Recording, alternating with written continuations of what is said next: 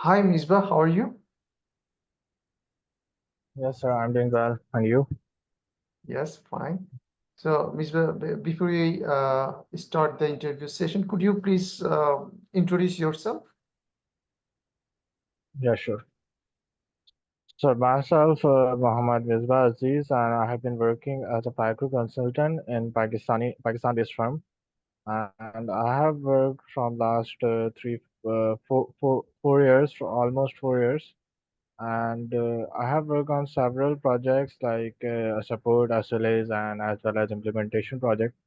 Currently, I was deputed on one of the international rollout project that is like Sikpa Inc. That is a Swiss company. So I was currently engaged on that project. It's a rollout on a global system. Okay, okay. So, Misbah, so can you tell me how do you handle integration between SAP FICO and other modules like SAP MM and SAP SD?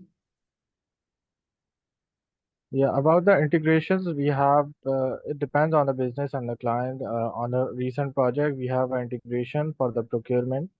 From the MM side, we have an integration like the business is procuring some of the material from their head office, that's a Swiss office. So it's a centralized business. They are procuring some of the raw material to Pakistan, and they have several conditions that is a requirement from the finance to be available on the purchase order. So we have created the condition types, and we have integrated like a separate invoices because that is a part of the for the costing purpose of that raw material. So we have a landed cost sheet from the same purchase order, and we will require everything on the that landed cost sheet for the costing purpose. But for the actual thing that we are paying those element, those conditions, and those amount to the separate vendors. That is local vendors like insurance, bank charges, and excise duty. These are the requirements. So we have an integration point like GR, good receive at the time of good receive. There is a finance integration. We have like account determination. We have to provide as a finance consultant. We have to map a GL for the financial postings at the GR level and at the invoicing level. So that's a normal integration step from the MM aspect. And if I'm talking about the SD, so we have like PGI and a delivery, then VGI. After received order, we have a delivery, and after that we have a post good issue, and then finally there is an invoice. And at that stage, we have also integration from the finance. We have to provide the ledgers. We have to check the impacts. There are subsequent documents within the SD for the delivery, and at the time of post good issue document, we have a financial postings in a FI module. So that is the integration point. So with our part, as a finance consultant, I will provide GLs, but I know the configurational aspects of SD and MM for the integration purpose as well. For MM, if I'm talking about this OVYC, we have like BSX for the inventory, WRX and GBB. We have three mappings for the integration of account determinations. And for the SD is similar. I'm not aware of the T code at the time, but we have a similar activities like the integrations for the financial postings. Okay, okay, interesting. Uh, can you describe a time when you faced significant resistance from stakeholders during an SAP FICO implementation, and how did you handle it? Yeah, normally like a business, if I'm talking about, the C-level management are agreed to adopt a SAP functionality in their businesses. But normally the user, the management, the lower management, and the users and overall team, they don't want to have a new ERP because they have to learn the new functionalities and they have to adopt the new knowledge as well. So they prefer to have an old ERP in their organizations. So that's a key challenge because in some of the organization there is change management, but in some of the Pakistan-based local firms they don't have a change management. So that's a big challenge at the time of go live. Like we have, they are creating hurdles on giving go ahead on the UAT and after the sign off of the UAT. That's a key challenge we have on one of the client that is like FMCG firm. So they have like old school system Oracle, and they are very comfortable with their old cycles. So they don't want to adopt their new SAP ERP because obviously they have to learn new functionalities. So on that scenario, if the C-level management and the managers of the company of the client are interested, are eagerly wants to use SAP, so that's a possible option because we have to highlight the benefits. We have to introduce the benefits, the functionalities that will minimize the efforts of a common man. Like if I'm talking about the bank reconciliation in the finance, we have like automatic bank reconciliation, we have automatic accrual engine, we have automatic payment program. So we have to highlight the benefits. Obviously, if somebody found that they have like exercises they can perform, they can pay the payments in bulk for 100 customers from just a one click. They can prepare data on the Excel or other uploading formats. So they are interested because in old school systems they normally have to post like a single document, and it's a time taken. If we will highlight the benefits, the integration, the automation of the systems, so that is very good. Additionally, we have like Fury for the reporting purpose. We have SAP Fury. We can view the reports, and we have live updates on our mobile phones as well. If you're off from the office and you want to have some information from the business about the delivery, about the reporting purpose, we have a dashboards. We have a Fury apps, so we can easily access to the real time information of the system on every single hour of working and after working as well. So that's a key thing. Normally, if we will highlight the benefits, we will tell them there are some sorts of the benefits as well if they can use SAP as a ERP. So obviously they can. We have to convince them to highlight the benefits. Okay, Misbah. So, for example, just think about a scenario during the fiscal year Mm, end closing, you realize that the mm, foreign currency valuation process has resulted in mm, significant discrepancies. Okay, so what steps mm. you take to resolve this issue? Normal, if I'm talking about the fiscal year change, we have like yearly fixed rate, and we have on that company we are working for the Swiss client. So on that scenario, we have a Swiss francs rate that is like fixed at 410 something in conversion to PKR, and they have like a current rate is almost like 325 maybe, I think so. So there is a huge difference like 70 due because in Pakistan there is a high fluctuation rate against the dollar, so they can set the yearly rate on a hard rate, right? So for the fiscal year end closing, we have a high ratios.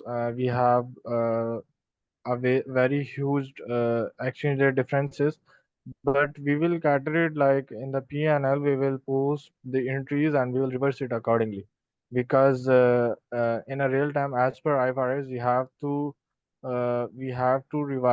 revalue our monetary items at three phases. One is like each reporting date, fiscal year end closing, and at the time of paying or receiving the liabilities or the receivables. So we will at the time of end year exercise, we will have to post the entries to P&L just to realize that whatever the gain or whatever the loss we have, and at the next reporting date, like 1st of January, we will have to revert those impacts to back to revert the postings, because we will not realize in actual. So that is the normal. If there is discrepancies, obviously, if there is a configurational gap, so we have to fix it as a consultant. But normally, if the configuration is good, So we have a procedure. We will revalue our purchase orders, our GRs, our AR and AP, and we will have a reversal impacts on next reporting date. That is a common exercise in the SAP. Do We you will run like FAGL underscore FCP is a exercise. Okay, so do you provide any kind of training to the finance team to prevent such errors in the future? Yes, obviously we will tell them what are the measures they have to adopt. Like they should record the foreign rate in a right way. There is a map, there is a configurational mapping for the GL. This should be right. But if the rate is maintained right, so I don't think so. There is normally errors because system will automatically calculate everything from the maintained exchange rate, and GL accounts are also mapped. So what sort of error we are expecting? Because we know whatever the fluctuation in the market, we will have to record it in the system, and we will obviously give the training to execute the year end closings or period end closing for the foreign currency revaluation. We have a program like FAGL underscore FCV, and we will execute for AR, for customers, for vendors, and for GLs. And it has an option to reverse those posting on the next reporting date. So normally at the 30th of the month or the 30th of the year end, fiscal year end, we will run that exercise, and on the same date it will also post the reversal posting on the very next working day. Okay, so imagine the another scenario. For example, the client wants to Hmm. implement a new tax calculation procedure that Hmm. varies by state and product type. Okay, so Hmm. how do you configure SAP FICO to accommodate this requirement? We have like several texting like in Pakistan we have like input and output sales tax, that is a normal thing. We have additional tax that we call as withholding tax for the vendors. Like we will withhold some of the amount from the vendors, and we will pay directly on behalf of our vendor. We will pay directly to the tax authorities. So these are like some cases, and some of the companies there is a rebate concept as well. They can use for the rebate and to withhold some of the amount. So for that we have like configurations in SPRO to map the new configuration. We have like FTXP as well. We will copy if we have the configuration, if and we have to open the new tax accounts, tax rates. So we will copy and create the new tax rate for directly from the FTXP for input and output tax rates, and we will map the ledgers. And about if I'm talking about the mapping to adopt in the end user postings like FB60, FB70, and Myro. So we have to map it on the for withholding. We have to map it on business partner company code level tab. There is a withholding tax tab. We will map there. And about the tax for the ledger and FS00, we have to mark the text account to allow for the tax postings. And for input output, we will also allow that check mark in the BP configurations in Asforana. Okay, Ms. So, how many team members are working with you right now?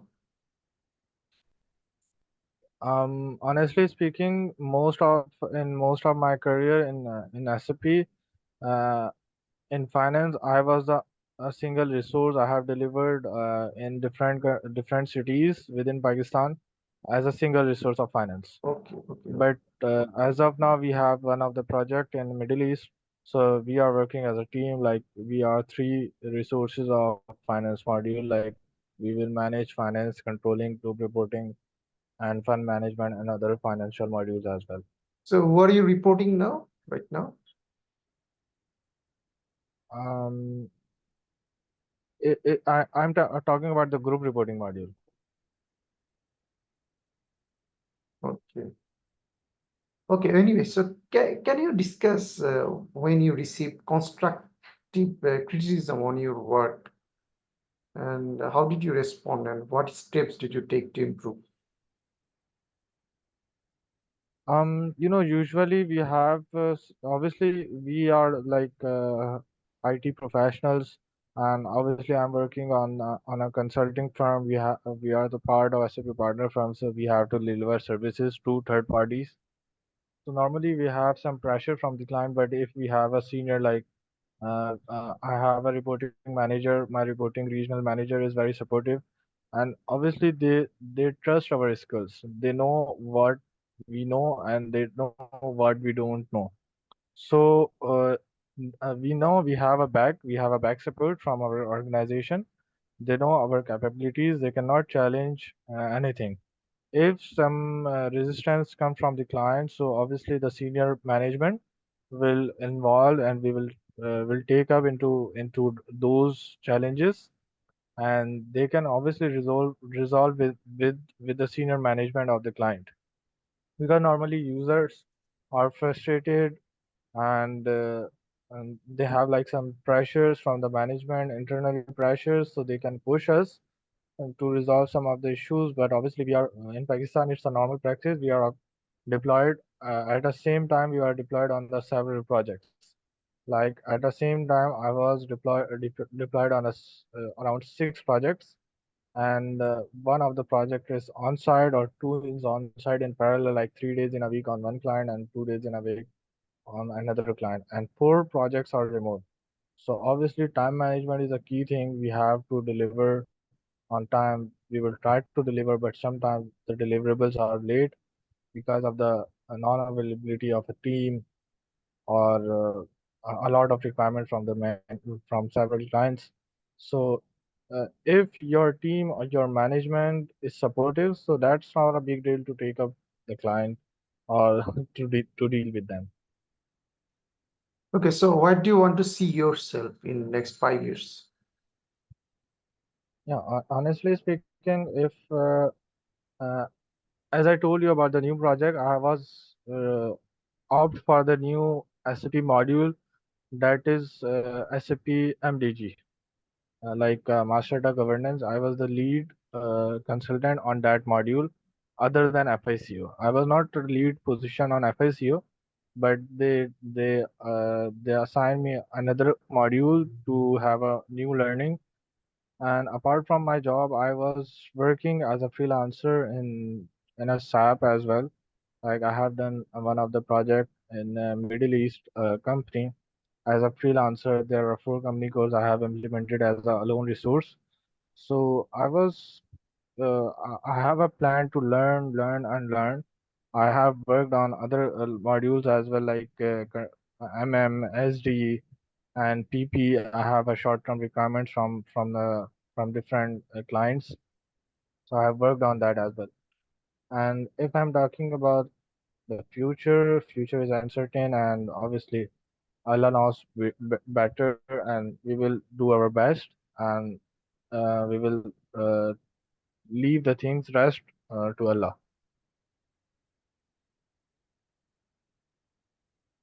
Okay, so Misbah, so as you know, this role is you have to work in a team where you will have Hmm, work with people from different background. Okay, so hmm, the job is situated in Singapore.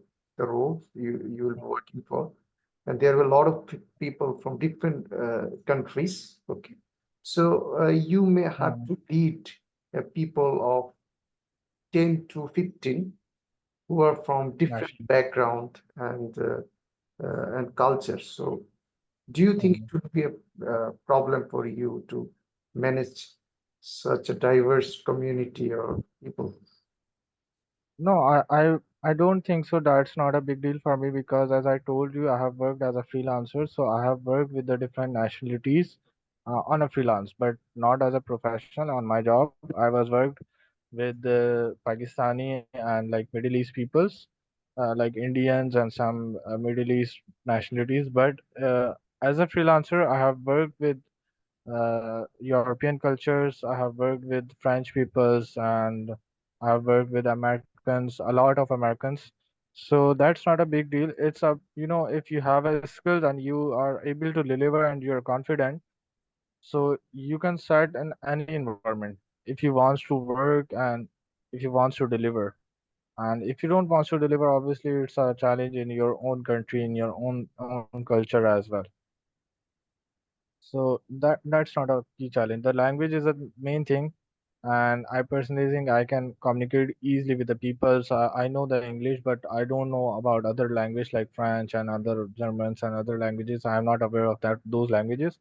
But the English is the main key to communicate and to have a comfortable zone with the peoples to communicate and to make them understand what we are thinking. So that is the key thing, because in dual nationality the main gap is your language barrier.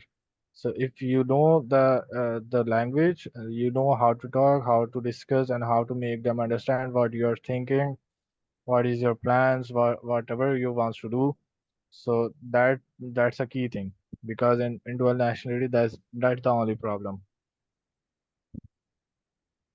Okay, Misra, thank you so much for attending this interview sessions. As you know, this is the very primary session of this recruitment process.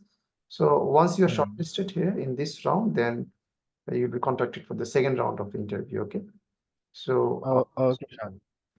okay. So thank you so much. So they will contact you if you are shortlisted in this round. Okay. Take care. Okay, Have a nice day. okay. Thank you. Okay, Bye. bye bye.